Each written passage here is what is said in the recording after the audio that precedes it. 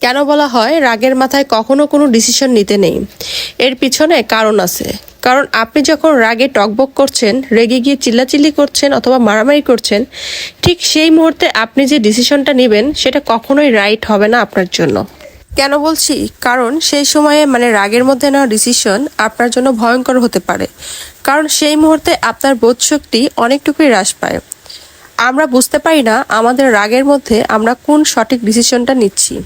হয়তো ওই সময়ে যখন আপনি রেগে আছেন তখন আপনার কাছে ওইটাই ঠিক মনে হচ্ছে, কিন্তু এই জিনিসটাকে বিশ্লেষণ বা এই জিনিসটাকে যাচাই করার জন্য একটা ট্রিক্স আপনাদেরকে আজকে শিখিয়ে দেই। সেটা হলো, যখনই কোনো সিচুয়েশন বা যখনই কোনো জায়গায় আপনার সাথে কারো রাগারাগি হচ্ছে বা মতবিরোধ হচ্ছে বা আপনার সাথে বনিবনা হচ্ছে না, মারামারির পর্যায়ে চলে গিয়েছে, ঠিক সেই মুহূর্তে নিজেকে নিজেই অ্যালার্ম দিন ওই জায়গা থেকে সরে আসার।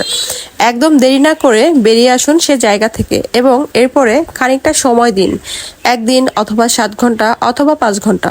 তারপর ঠান্ডা মাথায় এক জায়গায় বসে চিন্তা করুন সেই মুহূর্তে যখন আপনি রেগে গিয়েছিলেন এবং রেগে গিয়ে যে ডিসিশনটা নিয়েছিলেন এটা কি সেই 5 ঘন্টা বা 1 দিন পরেও আপনার কাছে ঠিক মনে হচ্ছে কিনা।